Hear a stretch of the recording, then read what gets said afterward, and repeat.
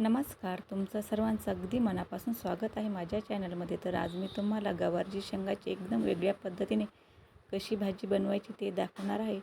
तर video skip न करता शेवटपर्यंत नक्की बघा आणि चॅनलवर कोणी नवीन असेल तर प्लीज चॅनलला सबस्क्राईब करा. तर चला आता आपण रेसिपीला सुरुवात करूया. रेसिपी सुरू करण्याच्या अगोदर चॅनलला कोणी नवीन असेल तर प्लीज चॅनलला सबस्क्राईब करा आणि व्हिडिओ शेवटपर्यंत नक्की बघा स्किप न करता.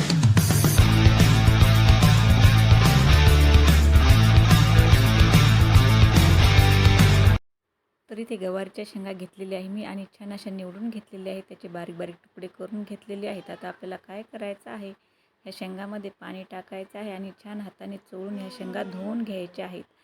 छान आपल्याला ह्या शेंगा 1 ते 2 पाण्याने व्यवस्थित अशा चोळून धुवून घ्यायच्या आहेत. तर आता हे एका पाण्याने मी स्वच्छ ह्या शेंगा धुवून घेतलेल्या आहेत. आता आपल्याला काय करायचं आहे, परत दुसरं पाणी टाकून शेंगा छान स्वच्छ धुवून घ्यायच्या आहेत. तर मी इथे गॅसवर तवा ठेवलेला आहे गरम होण्यासाठी आणि आपला तवा छान गरम झालेला आहे. आता आपल्याला काय करायचं आहे, शेंगा टाकायच्या आहेत आणि छान आपल्याला ह्या शेंगा भाजून घ्यायच्या आहेत. तर तुम्ही म्हणाल की शेंगा का बरं भाजून घ्यायच्या आहेत, तर शेंगा भाजून घेतल्यामुळे छान चव येते भाजीला. तर आता आपण काय करायचं, आपल्याला छान असे चमच्याने व्यवस्थित फिरून घ्यायचे आणि छान शेंगा भाजून घ्यायच्या आहेत. तर ह्या शेंगा भाजून घेण्यासाठी आपल्याला जास्त वेळ लागत नाही. अगदी 4 ते 5 मिनिटामध्ये शेंगा छान आपल्या ह्या भाजून होतात.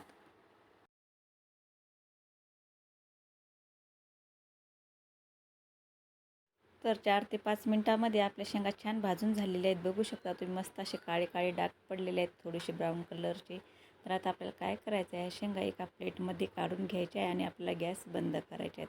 आणि ह्या शेंगा प्लेटमध्ये काढून घेतल्यानंतर कढईमध्ये मी तेल गरम करण्यासाठी ठेवलेले आहे आणि काय केलेलं आहे, ह्या शेंगा मिक्सरमधून जाडसर अशा वाटून घेतलेल्या आहेत.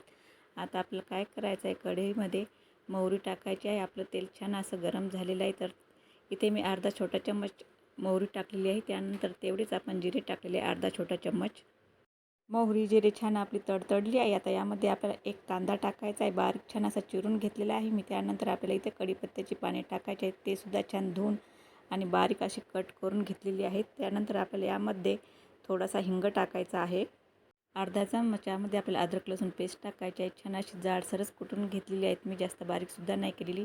आणि छान आता आपल्याला काय करायचं आहे, छान परतून घ्यायचं आहे ब्राऊन कलर येईपर्यंत. तर कांदा छान ब्राऊन झाल्यानंतर यामध्ये आपल्याला अर्धा चमचा हळद टाकायची आहे. त्यानंतर आवडीनुसार आपल्याला लाल तिखट टाकायचं आहे. तर मी ते 1 मोठा चमचा लाल तिखट घेतलेला आहे. तुमच्या आवडीनुसार तुम्ही लाल तिखट कमी जास्त करू शकता.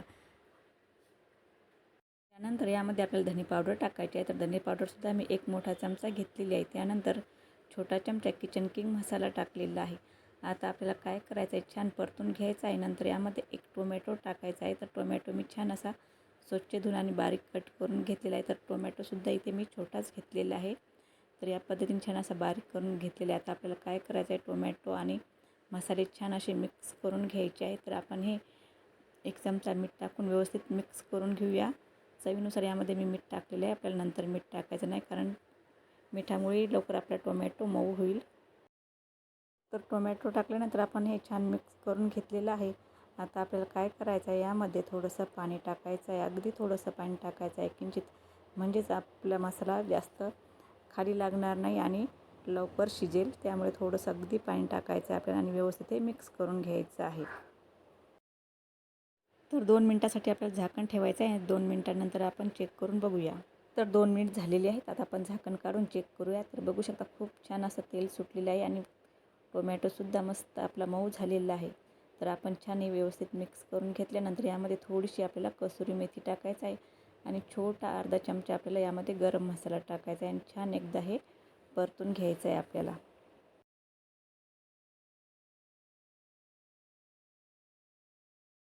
तर मसाले छान परतून घेतल्यानंतर यामध्ये आपल्याला टाकायची आहे गवारची शेंग. तर गवारची शेंग मिक्सरमधून बारीक केल्यामुळे यामुळे काय होतं, हे मसाले सगळे शेंगामध्ये मुरतात आणि शेंगाला खूप छान अशी अप्रतिम चव येते. तर तुम्हीसुद्धा ह्या पद्धतीने नक्की करून बघा. तुम्ही कधीही बघितली नसेल अशी ही रेसिपी. खायला तर एकदम चविष्ट होतात ह्या शेंगा. तर शेंगा छान परतून घेतल्यानंतर आता आपल्याला काय करायचं आहे, यामध्ये 2 चमचे शेंगदाण्याचा कूट टाकायचा आहे. तर शेंगदाणे मी छान असे भाजून घेतले. त्यानंतर त्यावरची साल काढून मिक्सरमध्ये छान बारीक कूट करून घेतलेला. तर आता आपण काय करणार आहे, पूर्ण एकजीव करून घ्यायचं आहे आपल्याला. छान 1 ते 2 मिनिट परतून घेतल्यानंतर यामध्ये आपल्याला अगदी थोडंसं पाणी टाकायचं आहे, म्हणजेच अर्धा ग्लास पाणी टाकायचं आहे. मिक्सरच्या भांड्यामधलं थोडंसं पाणी टाकत आहे मी. थोडं विसरून घेतलेलं होतं भांडं, तेच पाणी टाकत आहे. आणि आपल्याला यामध्ये परत थोडंसं पाणी टाकायचं आहे. परत थोडंसं यामध्ये पाणी टाकत आहेत, म्हणजेच आपल्याला यामध्ये अर्धा ग्लास पाणी टाकायचं आहे. आणि हे पाणी मी थंडच टाकलेलं आहे. अर्धा ग्लासपेक्षा जास्त पाणी टाकायचं नाही. तुमच्या आवडीनुसार यामध्ये तुम्ही पाण्याचं प्रमाण कमी जास्त करू शकता. तर अर्धा ग्लास पाणी टाकल्यानंतर आपल्याला छान भाजी मिक्स करून घ्यायची आहे. आणि भाजी छान मिक्स करून झाल्यानंतर आपल्याला फ्लेम कमी करायची आहे. तर भाजीला छान उकळी आलेली आहे. आता आपल्याला काय करायचं, यावर झाकण ठेवायचं आहे 7 ते 8 मिनिटासाठी. 7 ते 8 मिनिटानंतर आपण चेक करूया. तर 8 मिनिट झालेले आहेत. आता आपण झाकण काढून चेक करूया, बघूया आपली गवारच्या शेंगाची भाजी कशी झाली ते. तर बघू शकता खूप छान अशी आपली भाजी रेडी झालेली आहे आणि मस्त तेल सुटलेलं आहे. तर खूप छान होते ही भाजी. तर तुम्हीसुद्धा ह्या पद्धतीने नक्की करून बघा. तुम्हाला जर ही रेसिपी आवडली असेल तर प्लीज चॅनलला सबस्क्राईब करा, लाईक करा, शेअर करा आणि महत्त्वाचं म्हणजे बेल आयकॉनवरती क्लिक करा, म्हणजेच तुम्हाला लवकरच नोटिफिकेशन येईल. तर धन्यवाद.